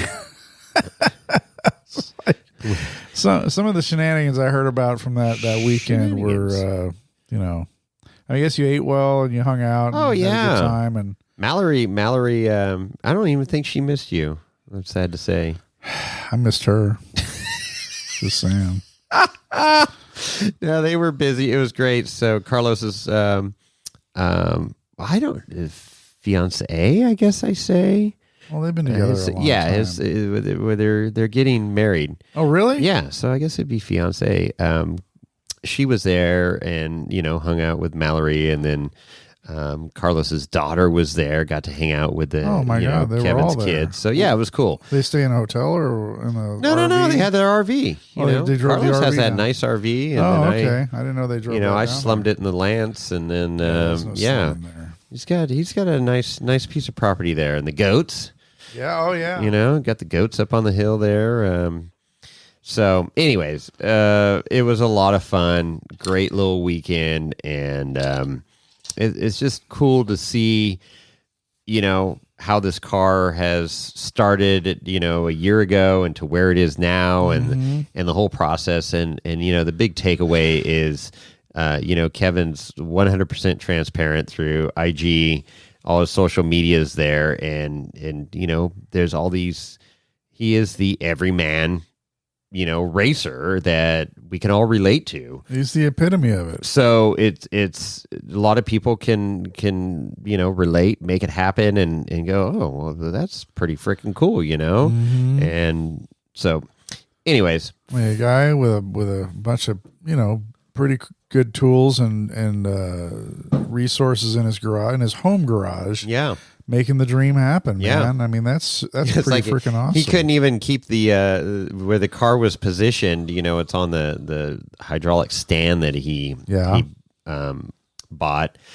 He can't have the spare tire in there and close his garage door. I noticed It's just that. I was not like enough room. looking at one of the things. So- Like, are they going to move that? Yeah. So, I mean, you're not in this big glamorous shop with all the latest and greatest equipment, and you're just, making things happen. So, really freaking cool. So, if you're not following Ultra4Jones, you should be on the IG there. Yep. And of course, Carlos. Well, and Carlos at Tac1 Fab. And so Carlos texted me afterwards, and he goes, I never told you where the name Tac1 came from. Oh, And I said, oh, well, we're just going to have to do another podcast because I don't know. He didn't tell me where Tac1 came from. So it still the name. hasn't? No. Wow, that's like a ultra tease. So we're going to have to, do another podcast with him. And cruise out to figure out- Lodi and do a podcast. Yeah. All right. He'll be on some four-wheeling trips with us here coming up, too. So Well, he'll be at King of the Hammers. I'll definitely be at King in the huge compound in Upper Hammertown Heights. Hammertown Heights, man. I'm looking forward to that. That's what we Yeehaw. talked about. So we got that giveaway going on, right, Oh, we're Chris? doing a If giveaway? people That's haven't right. signed up, That's right. should they? What do they need to do? They need to go on the gram, man. Got to get on the gram and follow Morphlate, follow Wheeling Wine and Whiskey, and follow that post that we have out. And That's right. that will get you entered to win a brand new 10.6 CFM Morflate compressor. That's right. So this thing, when you air down, you got to air up. That's right. You got to air down, you got to air back up. That's very well said. Air down for what? Traction, baby, traction. So this thing is beefy. It's totally portable. You know, it comes in a nice bag, and you can move it from rig to rig. So if you're fortunate enough to own a few rigs, then you could do that. Hashtag Jason. Mom. Well, no, I just got 2. But anyways, I don't have, you know, all the money in the bank like you have. Hashtag Chris money. Right. So it's all out in vehicles, and you know, it's all pre-spent. Axles and spools and stickies and titties, and now diesel fuel and gas. Trust me, burning petroleum here. So the 10.6 though, very cool, and you know, as we said before, is designed to run the Morflate system where you can multi-tire, you know, fill all 4 tires at once. And that's really the secret there. That is the secret sauce, because that compressor is not designed to air up one tire at a time with a standard, you know, Schrader valve there. I think that's they're called Schrader valves. The choke point, right? Yeah, it is. It's a pinch point. It's like a, you know, narrowed urethra. Wow. There, Chris, which you could relate to. I don't know that I'd gone there, but okay. I was kind of thinking, bottleneck on the freeway or something like that. Well, there you go. So, wow. Yeah. So it's designed to run optimum, you know, with that high CFM of airing all 4 tires at once. So basically, you know, you're like 6.5 minutes to air up 37-inch tall tires from 2 PSI to 30. Which gets you aired up so you can get back on the road, so you can get to camp, so you can have an adult beverage. Well, there you go. Dinner. Yeah. There you go. It's all about timing, man. So that sounds good, man. But yeah, check it out. Go on to morflate.com. You can go on to the Morflate IG channel there and see firsthand. But yeah, thank you, Tyler, from Morflate, for donating that to us. Absolutely. And we're happy to you know, make it happen for our one lucky listener here on the podcast. That's right. Just one. Just one.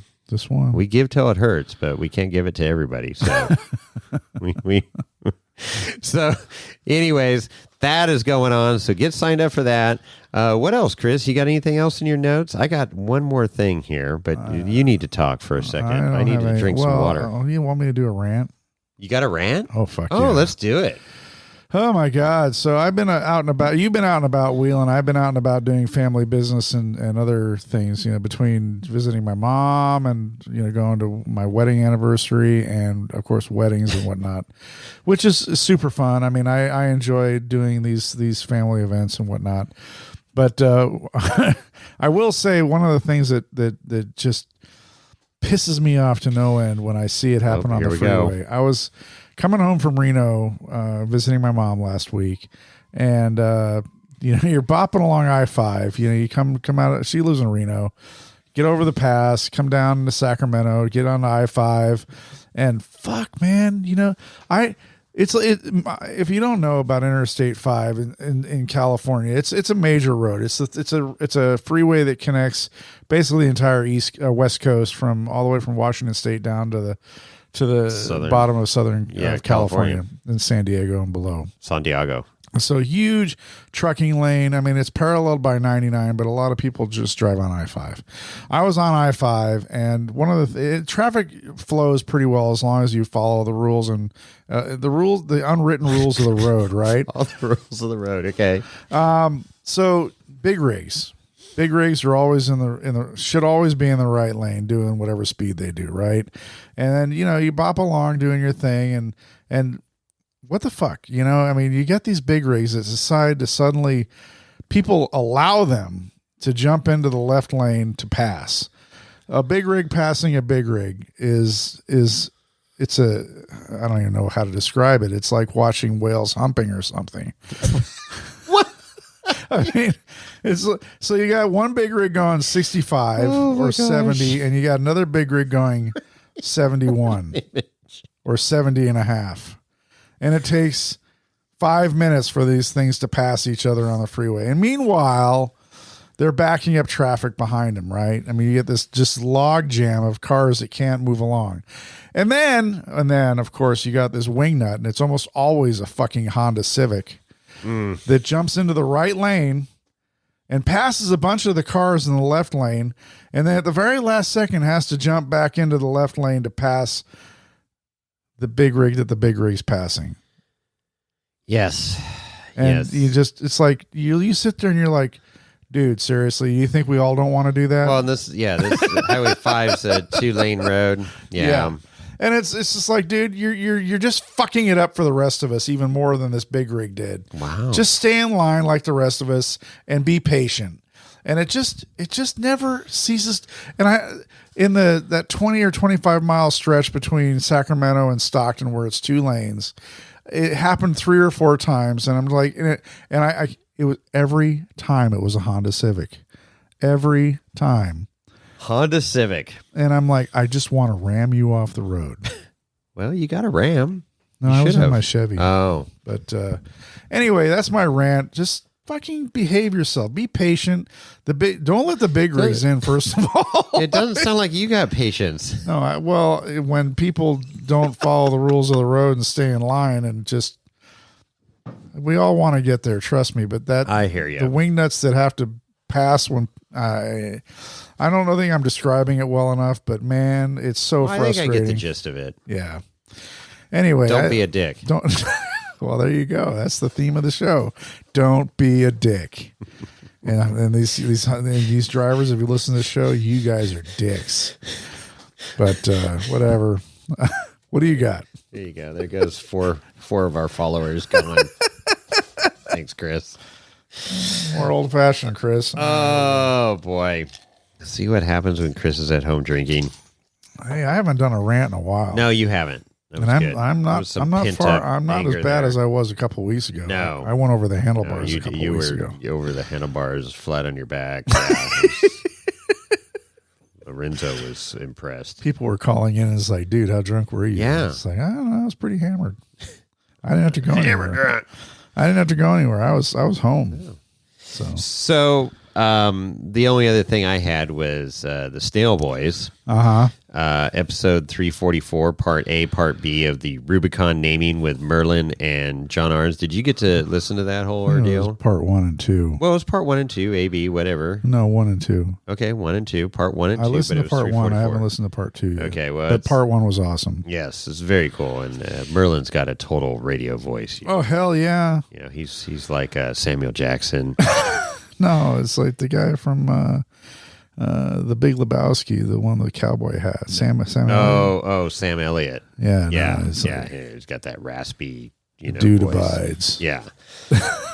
But if you haven't listened to that, you got to listen to it because there is some just knowledge bomb after knowledge bomb of Rubicon Trail history. Oh yeah, and just phenomenal. But I think episode 220 was the same, wasn't that right? Was it 320 or 220? I think it was 220. They started doing this, but this one's really comprehensive. And the great takeaway from part 1, as you say, is when they were talking about coming up to the little sluice and the Toyota bypass line off to the right. That's what they called it, the Toyota bypass line. I'm like, on a Jeep trail. Well, so right, the Rubicon Jeep Trail and Toyota bypass line. I was like, oh, this is freaking priceless right absolutely. Here. So, like John Arns says, it's on the map, Toyota bypass line. It's on the map. There it is. Yep. And that's about all I have to say about what's the sign say at the beginning of Slick Rock Trail? That says Jeep Trail. Slick Rock Jeep Trail. Slick Rock. Sleep Rock Trick Trail, blah, blah, blah, blah. Jeep Trail. Maybe you should be I'm ready for sleep. It's time change, man.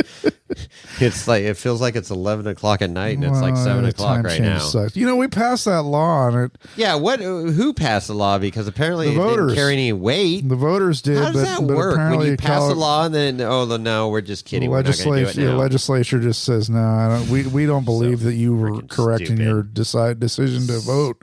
So stupid. I don't know. It's another reason California's messed up. Yeah, really Whatever. is. I mean, only 30 million people said, yeah, let's abolish it. Yeah.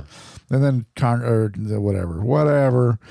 All right. Well, anyway, if you want to get a hold of us, you can call us at 408-800-5169, like we said earlier in the episode. If you want to relate your story, what you do with $1 billion. $1 billion. Keep it somewhat clean, people. Wow. That means you, look who's talking. I haven't heard from Sherpa in a while. I haven't heard from him in a while. The phone lines must have got blown down in that hurricane over there. I hope he's okay. Florida. Who knows? Shout out Sherpa. See if you're okay. And then 408-800-5169. And then you can email us at Chris, Jason, or Lorenzo at wieldingwineandwhiskey.com. You can also you can DM Jason on the IG. That's right. At wieldingwineandwhiskey.com. You can also DM me, www.chrism on the IG. I certainly would appreciate that. Lastly, don't forget to go to our website, www.wieldingwineandwhiskey.com, where you can see all of our links to our episodes, our merch, and of course the Element fire extinguishers which we're selling. The Element fire extinguisher. We got a few left. There's just a few left. I am impressed. It's been a fire sale. Yeah, we've had a fire sale on the fire extinguishers. But I'm going to have to put another order in because we are almost out, which is fantastic. So, anyways, again, just trying to keep it safe. Get a working fire extinguisher in every rig, at least the people that I wheel with. So you should do the same. Heck yeah. So, anyways, check it out. It is on the website there. Thank you, Johnny and Tyler, for making that happen. The techies on the World Wide Web there. That's right. People that make us look smart. The other 3 dubs.